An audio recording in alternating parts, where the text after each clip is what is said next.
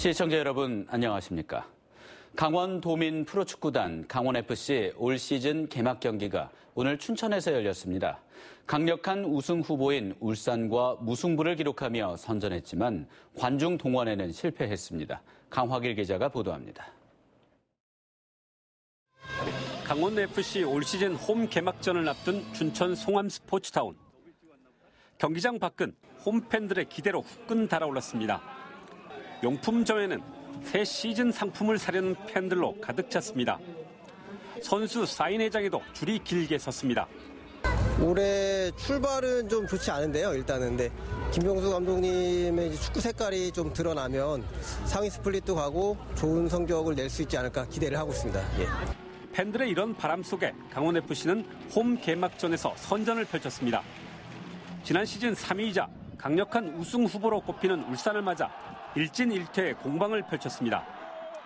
절체절명의 페널티킥 상황에서의 선방은 물론 강슛을 얼굴로 막아낸 골키퍼 김호준의 이딴 활약이 돋보였습니다. 여러 기회를 아쉽게 놓친 강원FC는 울산의 공격을 잘 막아내며 무승부를 기록했습니다. 하지만 관중 동원력은 숙제로 남았습니다. 홈 개막 경기 유료 관중은 2,834명. 지난 시즌에 4,500명에 크게 모자랍니다.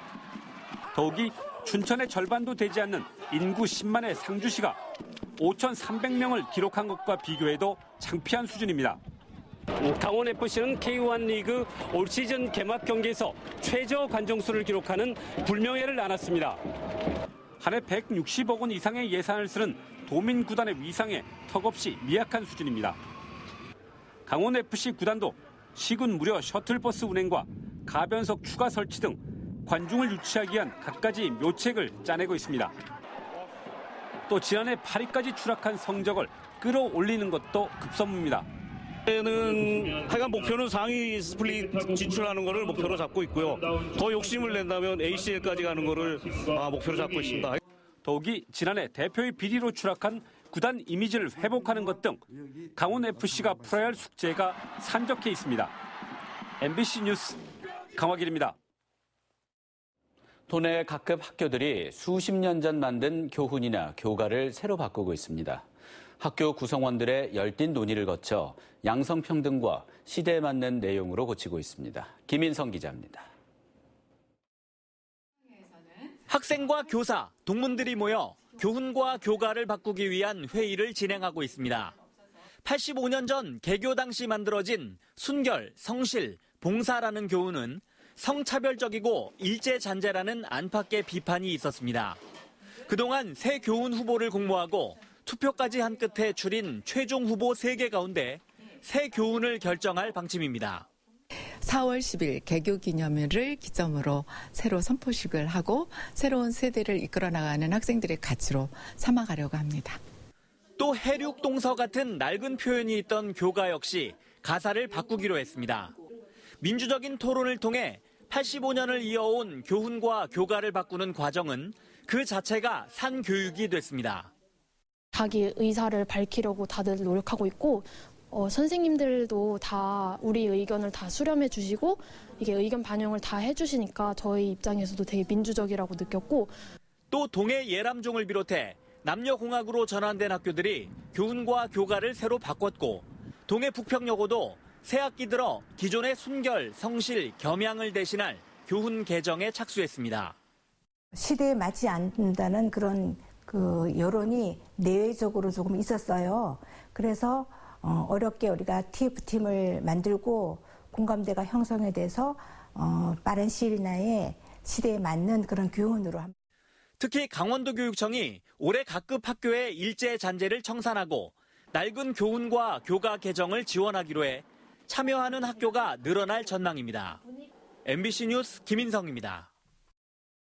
삼척시의 국책 현안 사업 해결을 위해 시민들로 구성된 대책위원회가 출범했습니다. 삼척시와 함께 대정부 활동을 펼치는 등 공동 대응하기로 했습니다. 이형진 기자의 보도입니다. 삼척시가 꼽고 있는 국책 현안 사업은 대략 5개 정도입니다. 제천 삼척 간 동서 6축 고속도로 건설과 KTX 강릉 삼척 연장, 대진 원전 예정구역 지정 고시 해제입니다.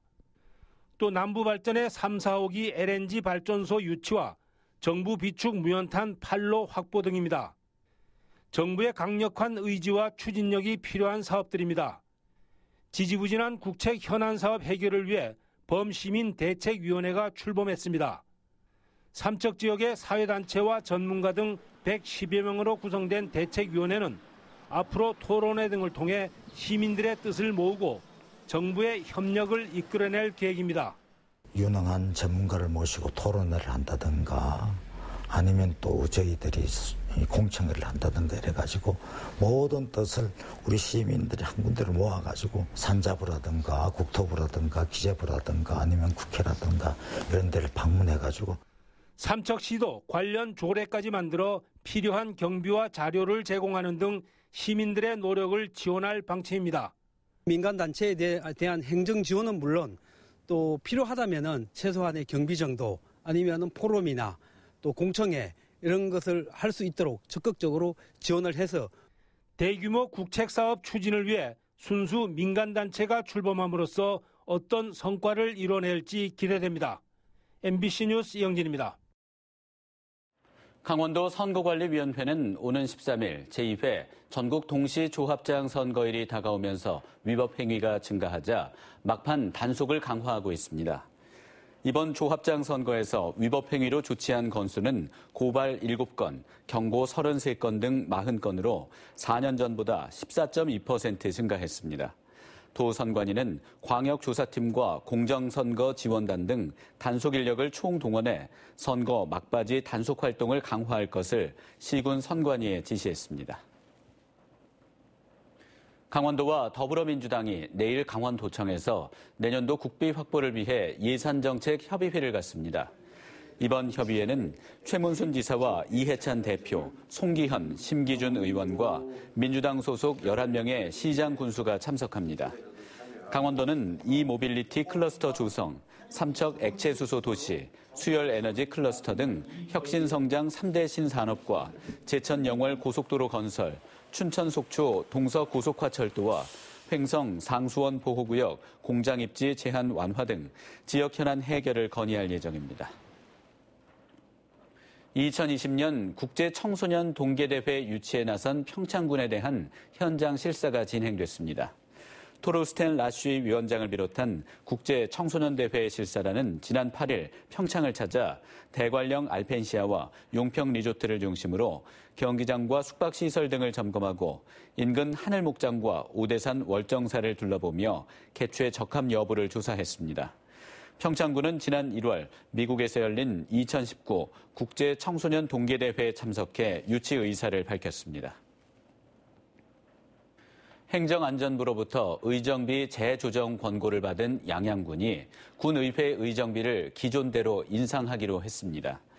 양양군은 최근 의정비 심의위원회를 열어 월정수당을 19.6% 인상된 2,280만 원으로 정하는 등 연간 의정비를 3,600만 원으로 확정해 군의회에 통보했습니다.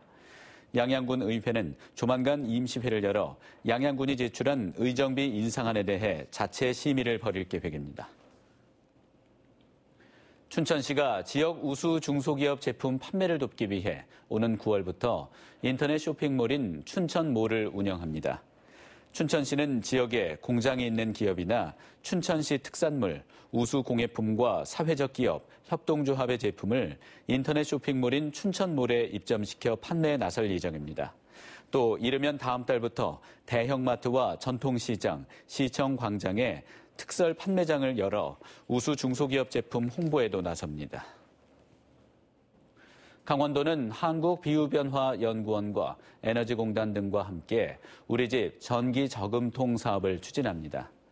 우리집 전기저금통 사업은 스마트폰과 연동되는 에너지 미터기를 설치하는 사업입니다. 이상으로 뉴스데스크 강원을 마칩니다. 함께해 주신 여러분 고맙습니다.